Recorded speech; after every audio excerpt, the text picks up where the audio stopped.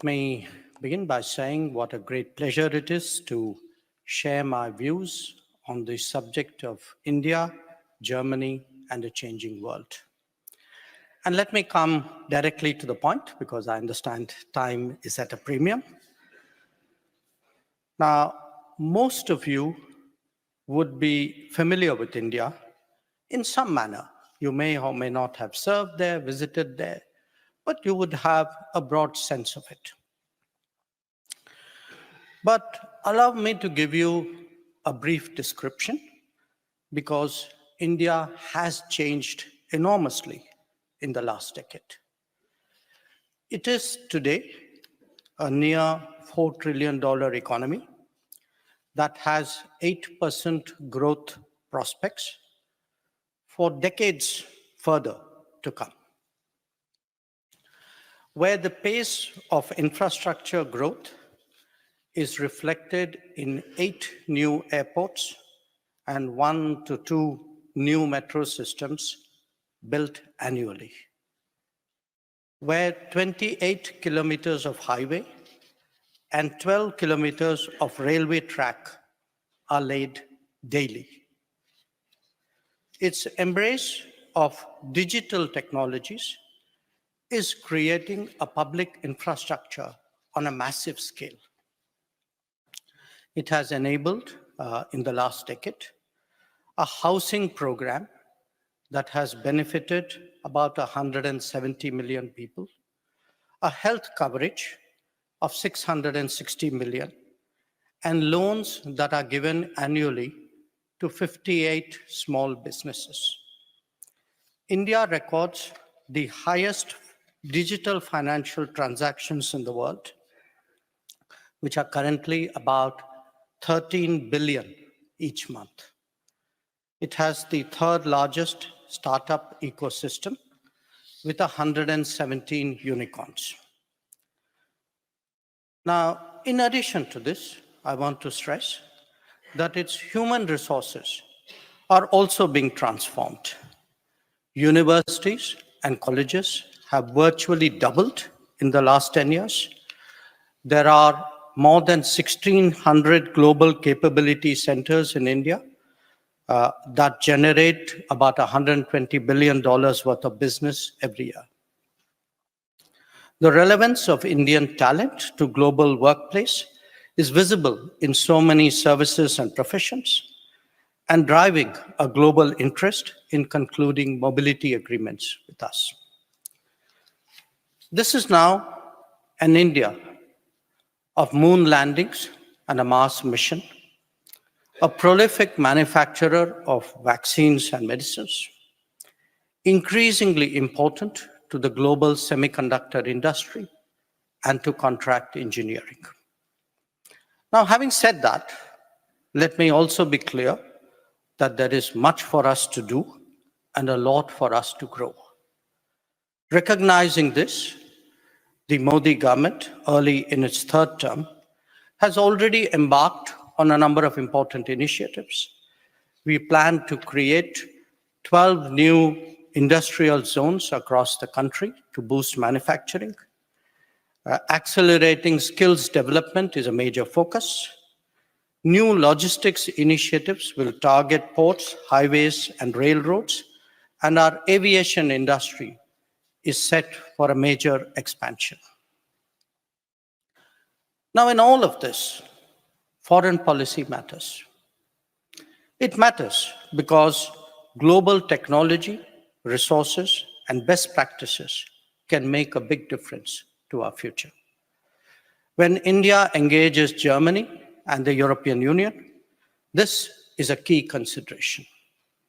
For partners like you, it could mean both expanding markets and reliable supply chains. But there is a larger picture as well.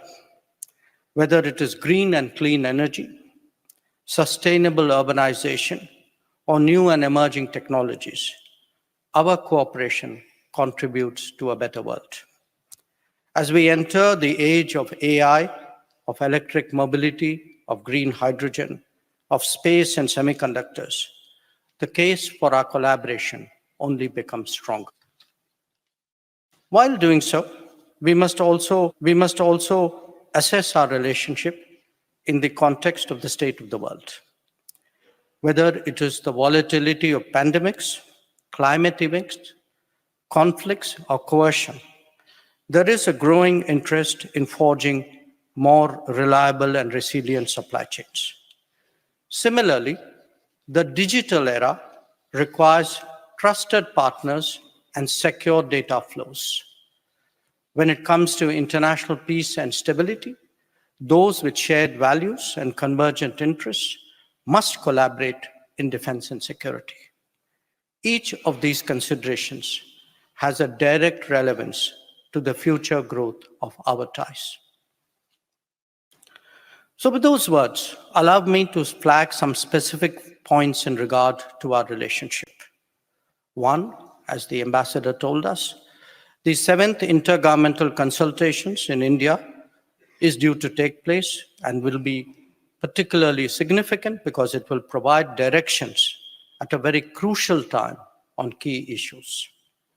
Two, our trade, currently at about 30 billion euros annually, and the mutual investment levels can surely do better. Changes in India and the easier business climate should serve as a motivation. Three, the 18th Asia Pacific Conference of German Business, APK 2024, in New Delhi in October is therefore particularly important. Four, innovation and technology have to be given greater weight in our calculations. We need to think digital, AI, fintech, clean and green technologies. Five, defense cooperation must be given greater thought, especially as the Indian private sector expands in that domain. It will require export controls updating as well. We welcome the recent air exercises between India and Germany and await the impending ship visits to Goa. Six, our green and sustainable development partnership is making sure and steady progress. We have concluded 38 agreements to the tune of 3.22 billion euros. It only underlines the potential in this area, especially for green hydrogen and green ammonia. Seven, there are today 43,000 Indian students studying in Germany. And this, I understand, is roughly double the number over the last 5 years. But the flow of talent could be very much higher, constituting the kind of living bridge that we have with the United States. This could be supplemented by understandings on skills mobility. Eight, and most important because it applies to us foreign ministers, we need close and continuous consultations on global issues. This is necessary to build the levels of trust and confidence which behoves our partnership. And this is what I expect to do with Foreign Minister Baerbock after this meeting. So, on that note, let me also share some thoughts about how we see the world today. There is no question that it is undergoing a profound shift, transitioning from the order that was fashioned after 1945. This is visible in an economic rebalancing accelerated by globalization. It is reinforced by the accompanying political consequences. There is a basis for today for talking about multipolarity, though this is still, in my view, work very much still in progress. From India's perspective, we see European Union and Germany as one of the key players in this emerging scenario. The strategic awareness that has perhaps grown in recent years in this region is therefore of considerable interest to us. At the same time, we must also recognize the reality of interdependence and the limitations of our particular respective national capabilities. In a globalized existence, instability anywhere has consequences everywhere. It is untenable, therefore, for major nations to limit their horizons. But to act on that, it is necessary to forge partnerships and understandings. That is best done where there is comfort, where there is confidence, and where there is convergence. This is what we are seeking as we build between India and Germany a stronger relationship. And that is why we believe that Germany too should take greater interest in the Indo-Pacific, just as we in India seek to do in the Euro-Atlantic. Today, geopolitics, geoeconomics, and technology are driving us closer. How much we make of it depends on all of us. That is my message to you, and I would welcome your thoughts. Thank you very much.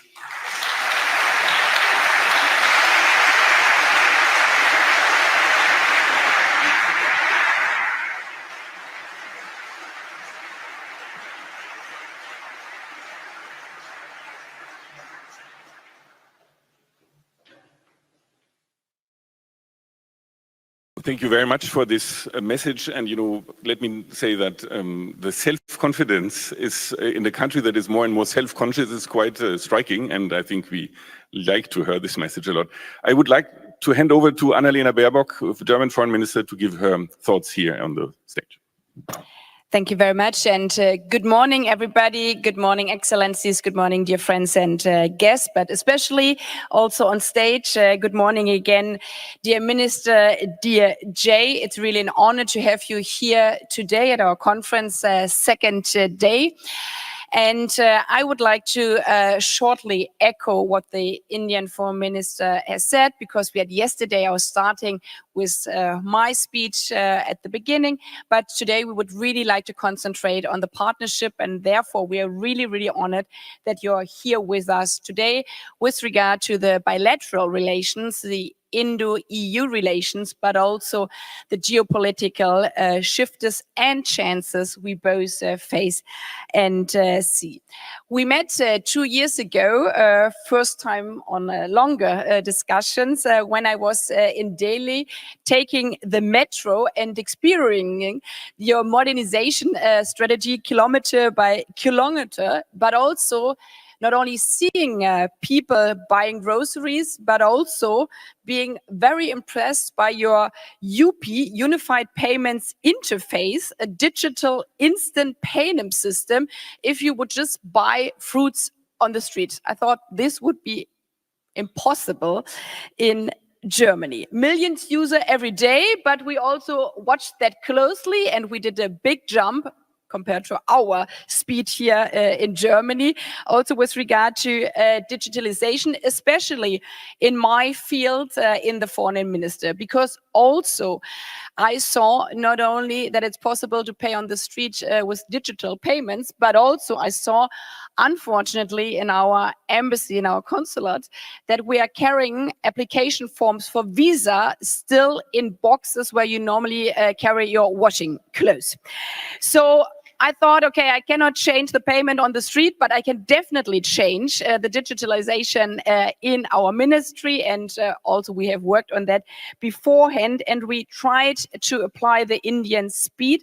And I'm really honored and thankful to my whole team that today we have not only digitalized our forms there, it's kind of a revolution, all embassies around the world, but starting in India because of our strong relations. And now we have seen an increase of 25% within these 2 years of Indian students and professionals to Germany with regard to visas, but especially the waiting time in the embassy, which was a big obstacle, especially for all the students you mentioned here. And I think it's now already at 50,000 Indian students studying in German, that we came down from 9 months waiting time to 2 weeks. I'm saying that because we are not only impressed by the speeds of reforms you're doing, but you can see that like in sports, competition is always good. It also makes yourself better. So when we heard now all the current numbers you were mentioning, 8 airports per year. We're happy that we opened one here in our capital. And it took a bit more than 8 weeks. But so you could feel this makes you a bit dizzy as a European. But I would say no need to be afraid, but a reason for hope, because we are partners, as you have underlined. And this is a great chance for us, Germany, but especially Europe, to cooperate even more intensively. And therefore, because we're here today at our business and economy day at our conference, I would like to underline that for us, it's big news that the largest democracy in the world with 1.4 billion people and more than 40% of population under 25 had this speed of reform. We, therefore, have our German Indo Chamber of Commerce, the largest German Chamber of Commerce worldwide, not by coincidence, but by strategy and friendship at your country. The direct investments and the indirect investment stock held by German companies with regard to India tripled since 2010 and reached a total of 24 billion euro by 2022. And 2,200 companies, some of them here today with us, created more than 500,000 jobs in India directly and indirectly. So we can see that this partnership benefits both sides, and we are really thankful for that.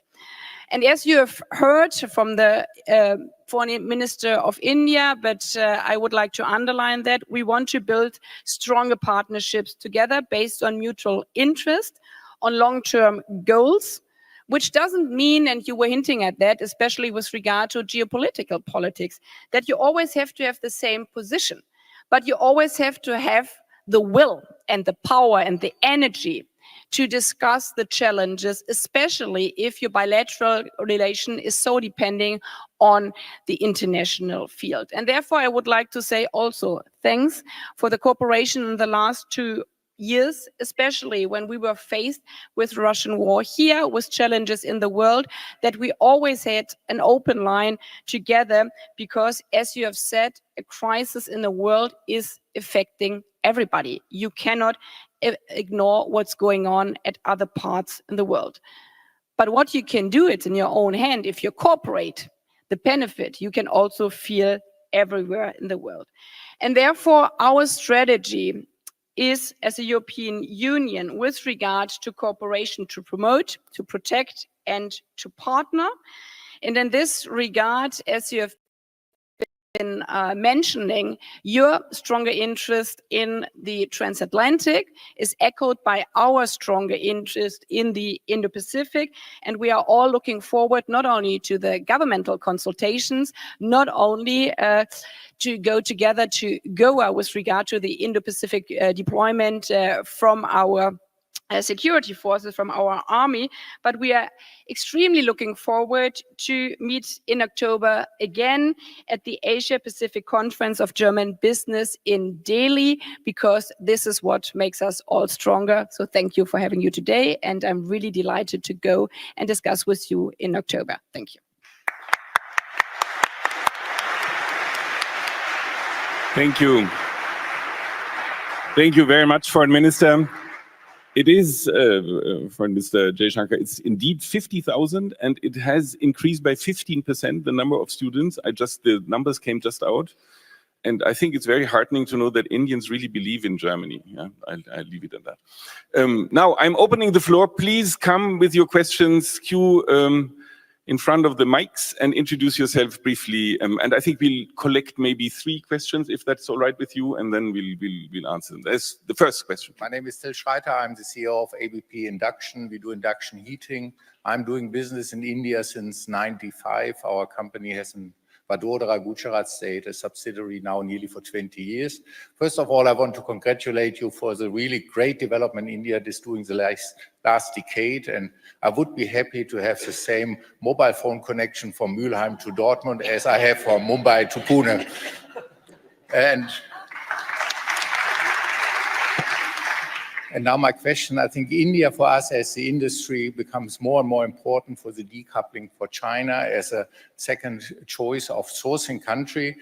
We are doing a lot of production also for the export, but our biggest hassle is on the one hand, the bureaucracy for import and export, and very much for sure the import taxes, since we as plant builder need to ship certain equipment in your country to produce a final product. And I'm wondering what your government is planning on this subject. Thank you very much. Thanks a lot. Do we have another question coming up very quickly? Yes, please. My name is Sabine Stricker-Kellerer. I'm an international lawyer and also asking a question from the business end. As you mentioned, we are living in a changed world, and geopolitics and geoeconomics entered every boardroom and is in every strategy department. So what we would like to know, or what I would like to know, is how in India is the relationship, interaction, the alignment between businesses and government. So that's the topic we're having here today, the alignment between business and politics when it comes to geopolitical issues. And only as an example, that would be how to deal with overcapacity coming from China or dependencies on major players. Thank you very much. Thank you. I said a third question could be taken. Is there anybody in the room? Yeah, please. Good morning. My name is Arndt Nenstiel. I have the honor to chair the German Asia Pacific Business Association here in Germany, or by its German acronym OAV, with more than 400 corporate members across all sectors and sizes of the German industry. Thank you for sharing very impressive numbers and facts on the transformational journey of your country. And in this regard, I'd like to ask specifically on the area of sustainability and climate change. Which strategic partnerships is your government seeking here, and how can we leverage the expertise of the German industry in this regard? Thank you. Minister, you would like to start maybe? Yes. So let me start with the first question, which is the challenges posed by the bureaucracy to economic growth, to business. It's a reality, okay. But it's also a reality that is recognized by the government. So, in fact, when Prime Minister Modi was first elected, when he first came to power as Prime Minister in 2014, one of his earliest efforts was to shake up the government to try and make it easier to do business. Those days, there was actually a World Bank ranking. They stopped it for some complicated reasons I don't want to go into. But what we had done till the rankings were actually there, we were actually going up the rankings very fast. Now, we found, until you actually recognize a problem and accept there's a problem, you can't fix it. So I do want to assure you that for us, there is a very sharp realization at the highest levels of the government that we have to make India a more business-friendly country. It isn't just bureaucracy. Sometimes we have outdated regulations and laws. There's a big push to modernize all of that. There's also, I think, a much greater inclination to hear from business. I find whether it's in India or when we go abroad, we actually actively solicit from business saying, please tell us your pain points. We'd like to know from you, because that's really the most accurate feedback that we can possibly get. On the issue of tariffs, I think that's what you meant. You didn't use the word. Look, there are concerns here because, some of it goes to the last observation, the next question, that we are often a market where there's a lot of dumping from other countries, not from Germany. But the issue for us has been, how do we grow and at the same time encourage people to invest in businesses and not have those businesses swamped by unfair competition from outside.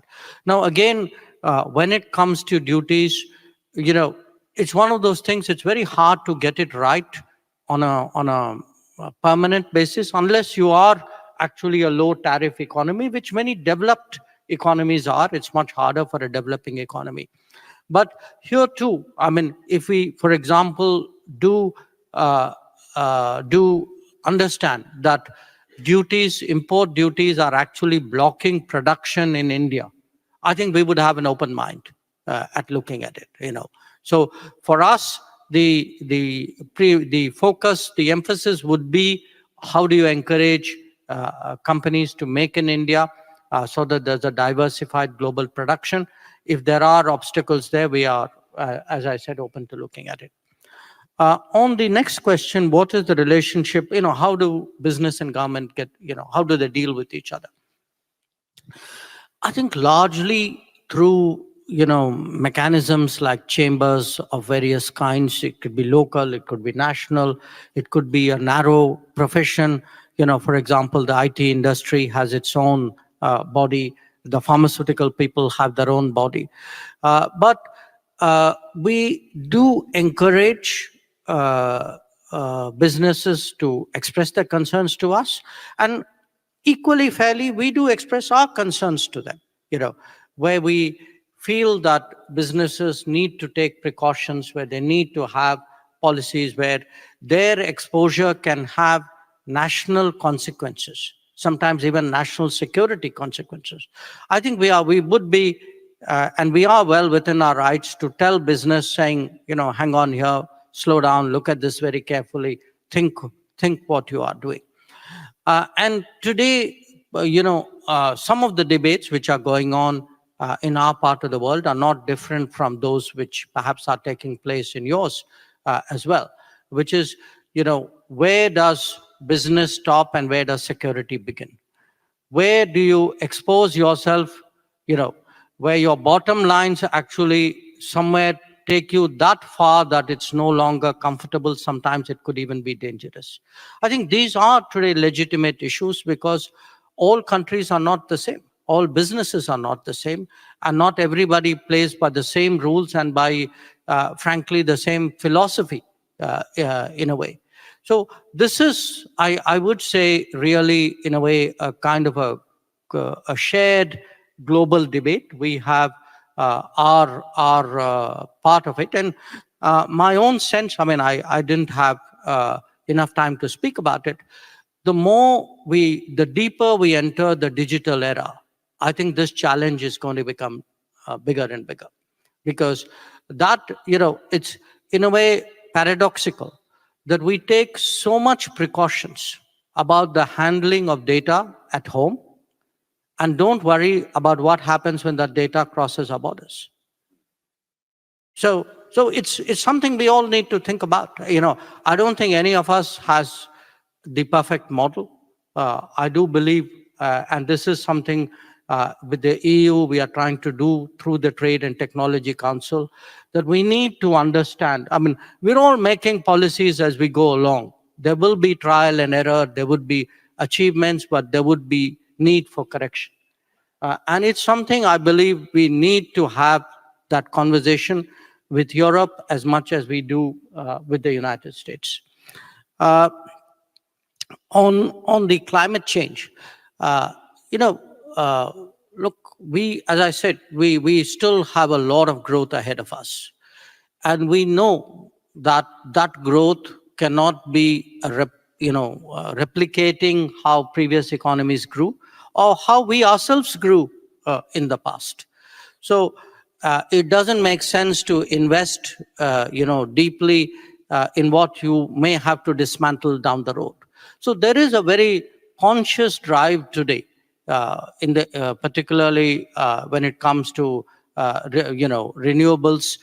In fact, if I were to pick one of the big changes in India in the last 10 years, it would actually be the enormous shift that we are seeing towards in the direction of renewables. We're also very interested, in building up hydroelectricity. Our own abilities are somewhat limited here, but many of our neighbors are more blessed than we are. We're trying to work with them. But as a kind of example, I want to share something with you. A new program, a new initiative we are starting is we are actually looking at millions of houses doing rooftop solar.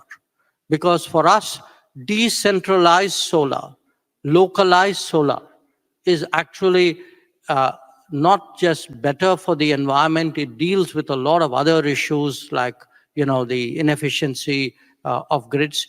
And as we move towards, an era of electric mobility, we also think that decentralized solar and, an electric era would be more fitting. But since I am in Germany, I want to say this, that we think this is one area which where you can make a big difference. You have great capacities, you have a lot of experience, and you have a commitment, which we respect. So today, the Green and Sustainable Development Partnership is one of the central pillars of our relationship, and we certainly expect, we would look forward to it growing. Your thoughts? Yeah, maybe just to echo and not to repeat, starting with the last point. And I believe we can see how the world has changed to a good in this field. Yeah, we are holding also the Berlin Energy Transition Days in this room, where many of our guests from German industry, from German business is also present. And discussions 10 years ago would have been, how could we help others? And it's not about help anymore. It's about cooperation. It's about mutual interest, and if we partner together, a win-win situation. So as the minister has said, especially with our hydrogen roadmap, this is one part of our intergovernmental consultations in October, where we do start this roadmap together to see where we do have further common investment potential, further common cooperation. With regard to the question of standards and tariffs,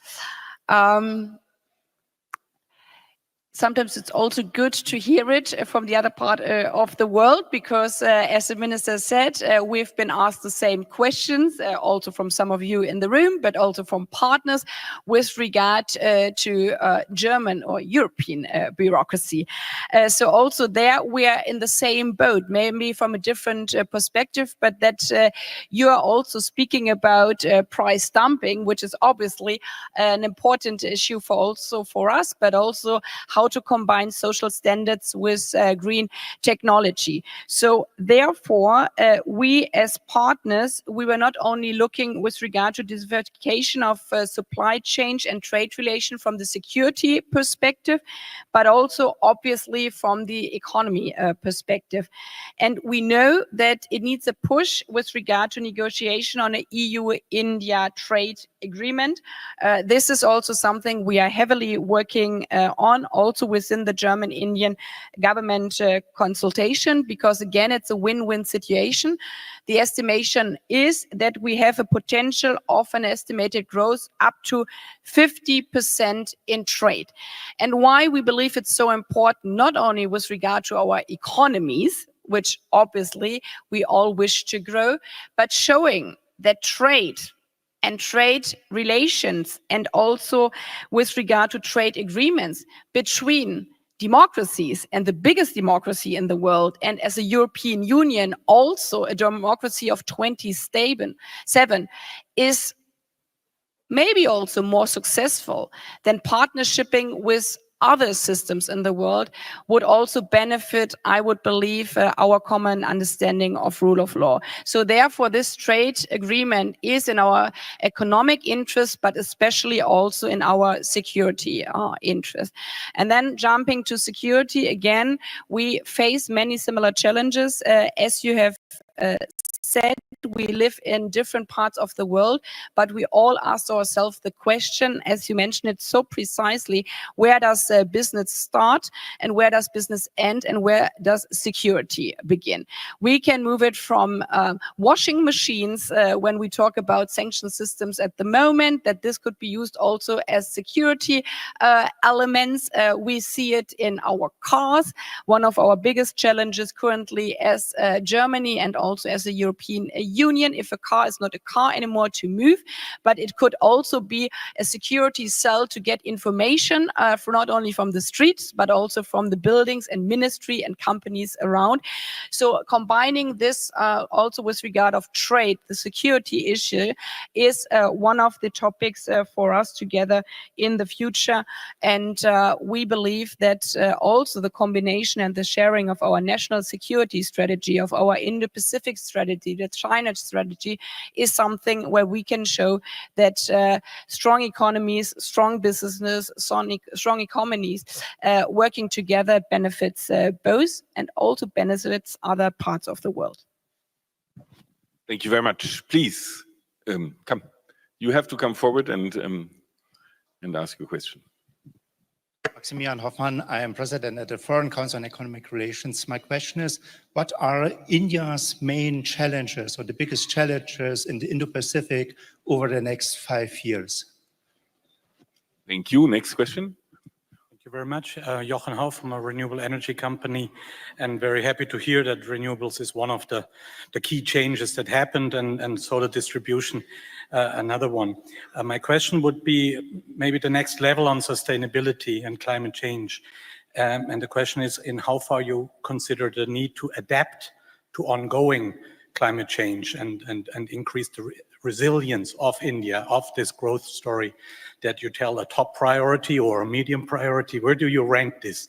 Is this already impacting the life and livelihoods of your people, and do you need to move on it? And then related question, what do you do to instigate investment into adaptation, not only into mitigation? Thank you. And the third question behind. Bernhard Barth from the Mercator Institute for China Studies. I have two questions to Minister Jaishankar on the issue of economic security that already came up.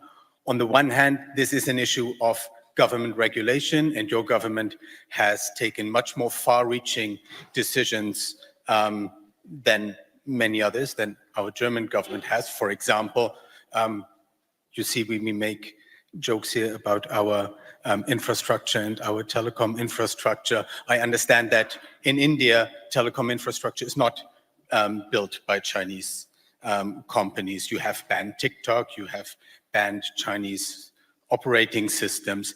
These are, of course, costly decisions, and I'd be interested in any advice you would have on the discussions that go on if the government takes these far-reaching decisions. And the second question, you've mentioned that, of course, India wants to upgrade its industrial sector. For that, you will, I guess, depend on Chinese investments too. So how does this relate? Economic security on the one hand, on the other hand, trying to seek investment from China in crucial sectors. Thank you.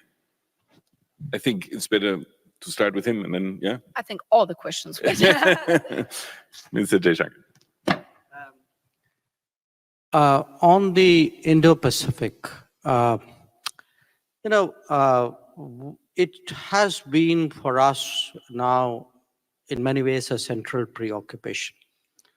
And for very obvious reasons, because I think when you look at the world and you assess the sharpness of changes, perhaps the theater, the region where the shifts have been most marked have been really the Indo-Pacific. Now, what has happened in the Indo-Pacific? Essentially, from our perspective, because Annalena spoke about, countries, democracies, those who have similar political values coming together. That's actually happened in the Indo-Pacific. You had India, the US, Japan, Australia, located at 4 different corners in a way of the Indo-Pacific, actually taking a decision to work together. And that's how we revived the Quad. It was something which was attempted in 2007. And then in 2017, I think the countries decided, okay, we need to have another go at it and much more serious effort. And today, in fact, for us, it's one of the major diplomatic platforms to which India is committed. And it's we hold it from the president, prime minister level downwards, different ministers, different groups. Now, what actually happens here? Once countries make it a point to say, okay, let's find ways of working. The kind of achievements we've had in the Indo-Pacific would be from cooperating on maritime security and maritime domain awareness to HADR operations, to connectivity issues, to we actually have fellowships, STEM fellowships. We looked even during COVID on whether we could together make and distribute vaccines. We are doing weather, extreme climate events forecasting. So we are looking at standards of various kinds. So it's in many ways for us been a very successful experiment where, and you know, the interesting thing is the Quad has grown in the last 7 years. It doesn't have a secretariat. It has no formal structure. There's no accession agreement. And yet every quarter, I would say, something new is added to the Quad. And that is what happens when countries willing and trusting of each other start to work with each other. Why is it necessary to do that in the Indo-Pacific? Because we do think that unless countries who have an interest in stability, in security, in maintaining, in ensuring that there is a freedom of choice, unless they come together. So it's, it happens even in societies. It happens in every neighborhood that people who have good intent sometimes need to make common cause if the world has to be a better place. And in that sense, that's really what is happening in the Indo-Pacific. On the renewables, yes, if I were to look at the last year, I think it's been the wettest, hottest, coldest year, probably all at the same time. We are visibly seeing the impact. In India, there are no debates whether climate change is for real or not. People experience that in their daily lives. And given the fact that so much of our country is agriculture, it actually is a matter of existence. And we are seeing, we are seeing the mountains threatened, glaciers, withdrawing, melting. We are seeing the coastline threatened. So there's the levels of erosion are going up. So there is, I would say the levels of interest and even public commitment to it has really been dramatically different. Now, how does it express itself? Because yes, in our parlance, we say, okay, mitigation and adaptation. In real life, it could be something like there was a big campaign last year to eat more millets. Now, you might think that this is a food fad. It's a very important green initiative because millets consume much less water. They are, you can grow them in semi-arid climate. There is today pressure on wheat and rice. Now, it could be that, it could be rooftop, it could be the entire it's a shift of lifestyle. What we are doing in urbanization is precisely because of that. So for us, if you ask me, what is your answer? It's all of the above. There is nothing that we are not prepared to try and nothing we are not prepared to work with people in order really to deal with this challenge. Last question, how do you deal with some of the challenges that were asked about? You asked me a question, was it costly for you to do a switch? Here's the answer. We actually, for a variety of reasons, decided that we would ourselves take a plunge on 5G. Till that point of time, the 5G technology was either European or it was Chinese. Well, there was also Korean. Now, once we decided this is important for us, telecom means security. Now, it took us about 2.5, 3 years, really. Today, there's a massive 5G rollout, and the 5G stack is an Indian stack. So I would argue that, yes, it looks costly upfront, but then you might want to ask yourself, what is really the cost of security? And whether you've built it into the calculations that you're making. And once you make that plunge, then perhaps it's not so costly. Even business-wise, it's not so costly. I mean, we are today looking at markets for our 5G. So, on the issue of investments, look, we are not close to business from China.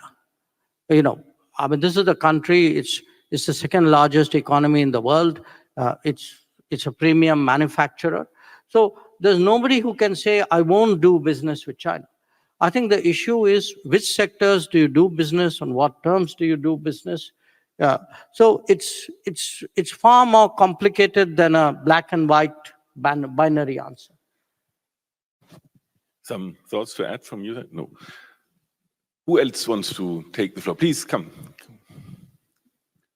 Thank you. My name is Horst Kreuter. I'm representing Vulcan Energy Resources, a company that is sourcing lithium from geothermal in the Upper Rhine Valley here in Germany.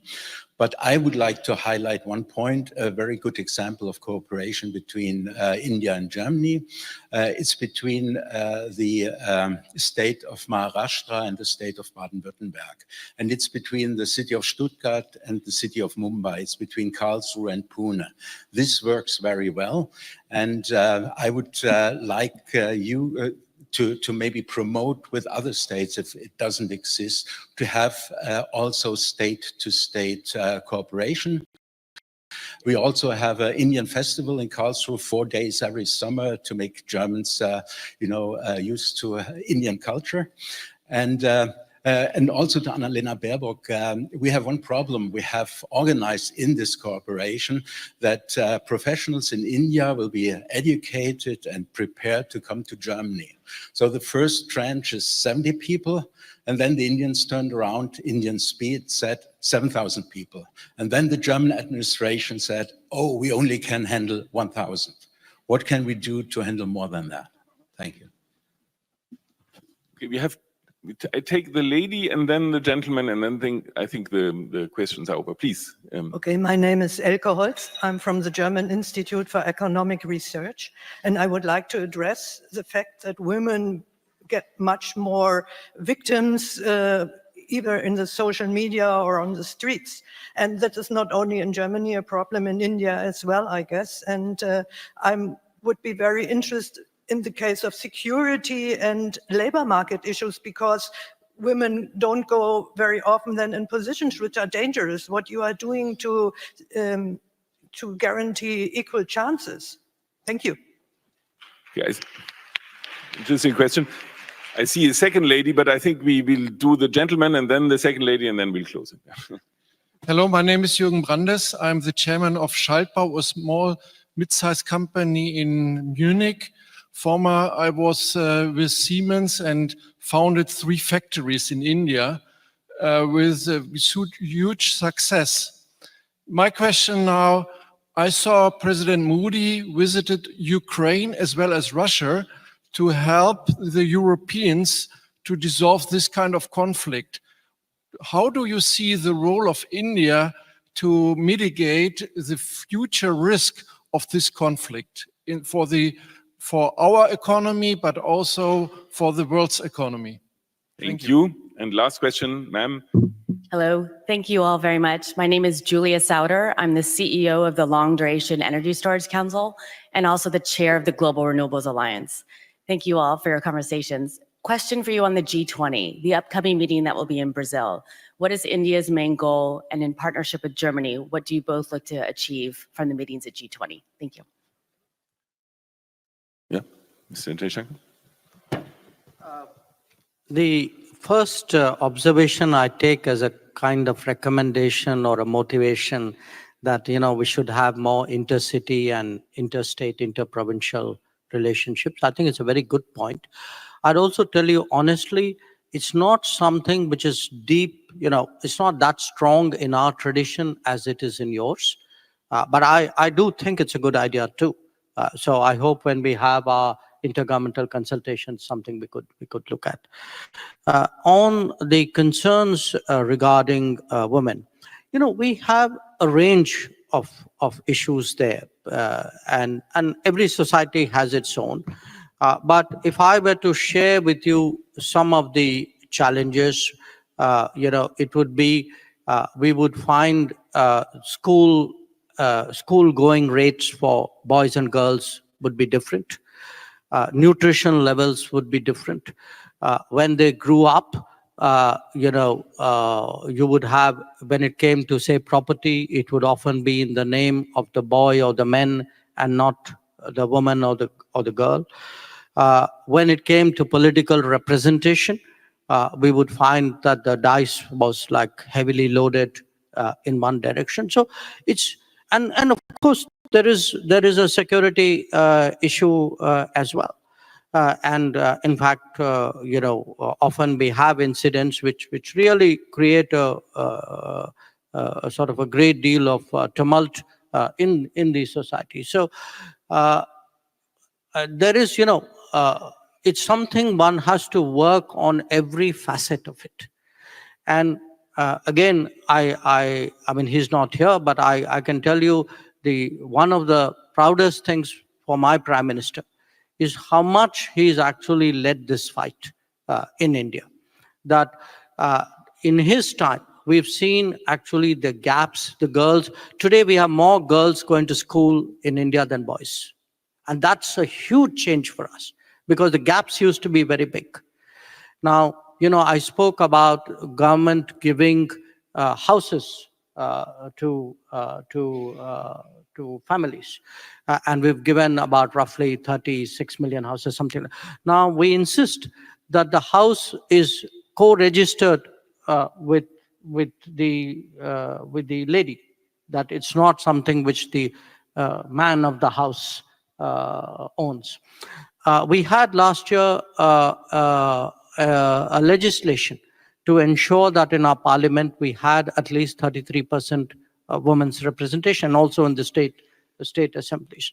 But it's a very complex fight because there are centuries of prejudice, attitude,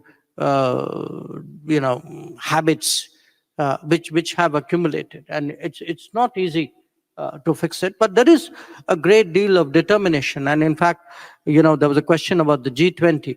One of the issues we pushed in the G20 and was the idea of women-led development.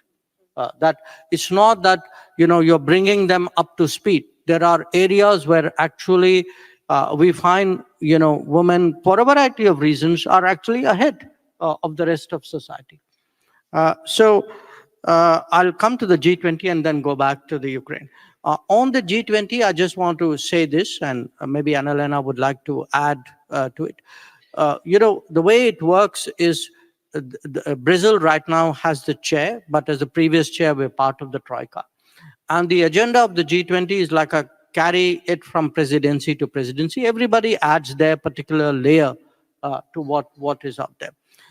We would like definitely many of the issues which started out under us, for example, digital public infrastructure, that how do we actually facilitate, make it affordable and accessible in much of the global south, the idea of digital governance and digital delivery and digital facilities. A second is really reforming the multilateral development banks. How do we lend better? How do we make it more effective? Because in many ways, we think they are under leveraging the multilateral development banks, the resources that they have. Finally, on the Russia-Ukraine issue, and I'll be discussing it in some detail with the minister later on. Look, let me say this. Prime Minister Modi went to Russia in July, and we all went to Kiev in August, about 10 days ago. Now, here is what we think. We don't think that this conflict is going to be resolved in the battlefield. That at some stage, there's going to be some negotiation. Now, when there is a negotiation, the main parties, I mean, in this case, Russia and Ukraine, have to be at that negotiation. That it cannot be that the negotiation is everybody else taking a position and then going to Russia and saying, okay, this is our collective position. Maybe, that could be one facet of it, but eventually there has to be a negotiation. We also don't think that conflicts are a good way of resolving differences. I mean, countries have differences, neighbors especially have differences. But we don't think this is an era, given the interdependence. We've all seen the consequences of this conflict across the world. That there are parts of the world far, far away where it's created a food crisis, it's created a fuel crisis, it's actually created political crisis in countries because the ripple impact of this conflict has actually hurt people. So we have been very open about it. What we have said in Moscow is also what we have said in Kiev. And we have said in public in Moscow that we don't think this is an era of war. We don't think you're going to get a solution out of the battlefield. We think you've got to negotiate. It's not for us to tell you what terms. If you want advice, we are always willing to give it. But that's really the position that we've taken.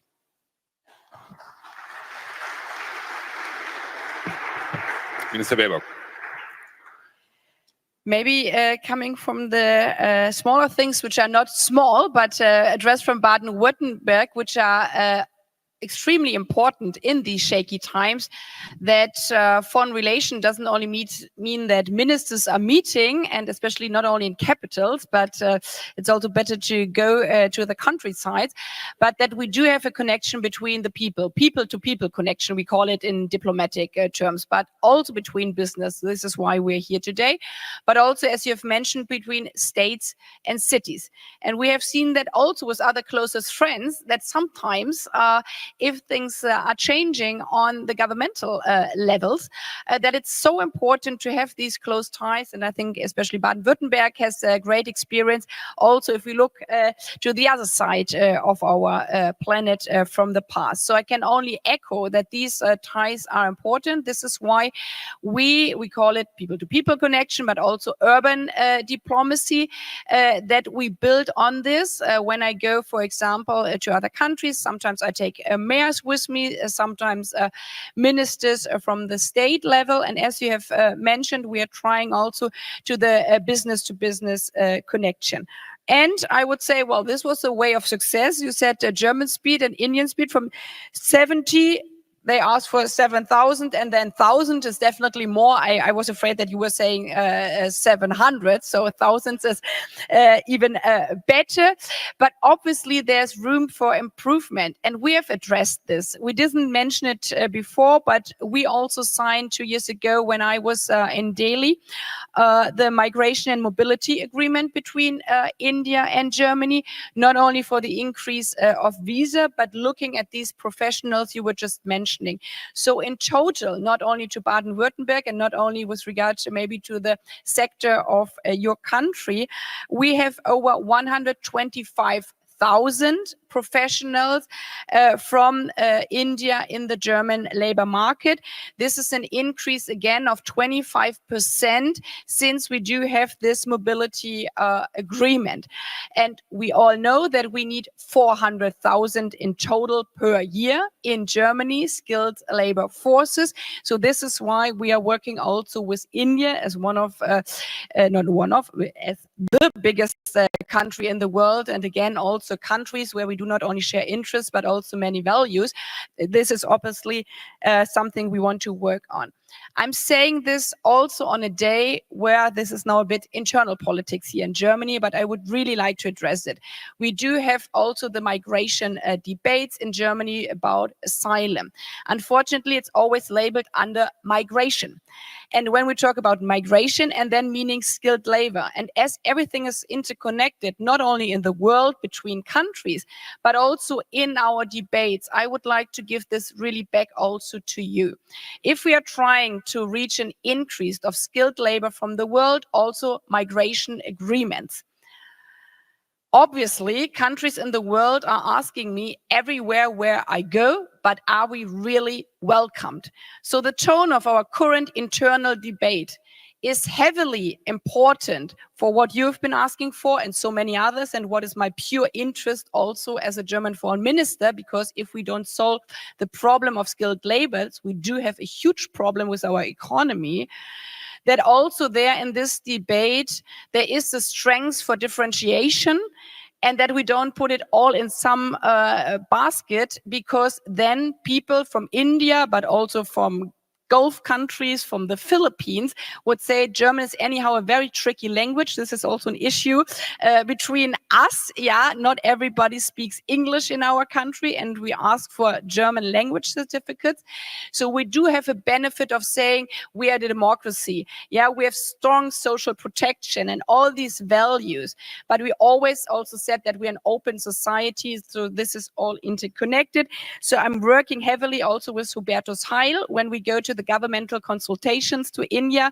Hubertus Heil and I will also address not only the visa issue, but also the increase of skilled labor with regard to unser Fachkräfteeinwanderungsgesetz, which we are pushing for. So this will be hopefully the next steps also in this regard of migration and mobility agreement between our two countries. Then I would like to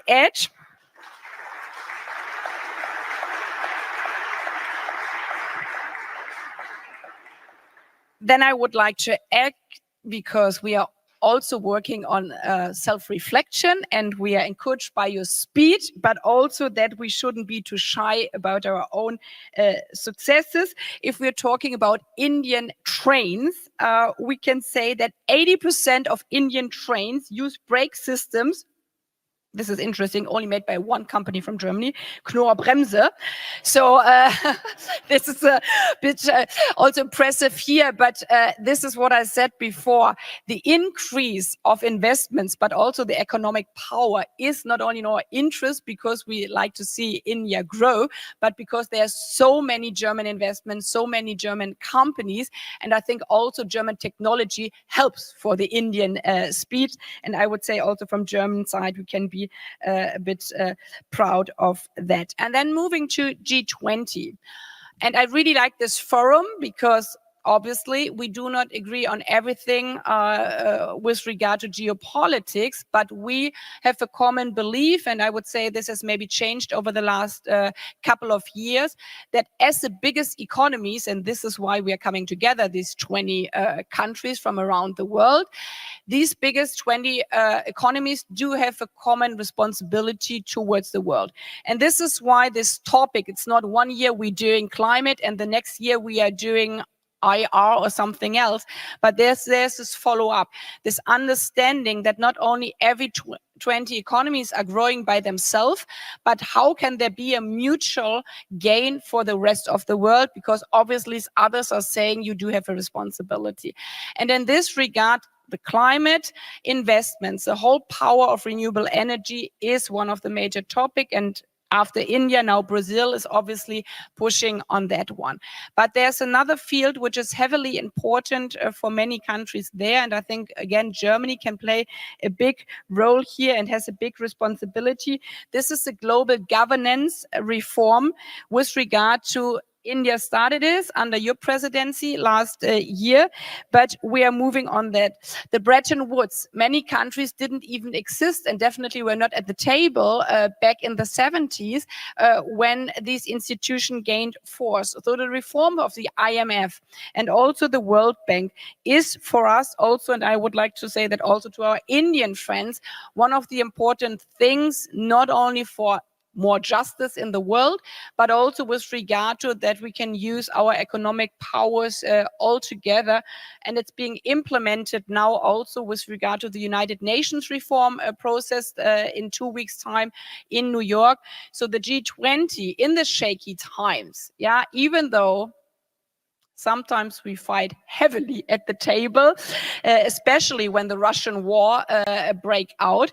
Yeah, but these platforms are more important than ever to be in the discussions, to have these fights also, because then we heard the voice of India. We explained, yeah, that we try every day to bring also Putin at the peace negotiation table. Unfortunately, he answers with more attacks on Ukraine, but we are capable of having these controversial discussions, but showing also that we keep on working on the other fields which are also important for the world with regard to social justice, strong economy, climate change, and the financial institutions. And this power of showing in shaky times that diplomacy matters is more important than ever. And therefore, I would like to say, if I have now the last minute, again, very much thank you for being here today in the front up for our governmental consultation. And I will believe that we will have a great meeting in October. Thanks for being here and sharing your thoughts with us today. Thank you. Thank you. Thank you.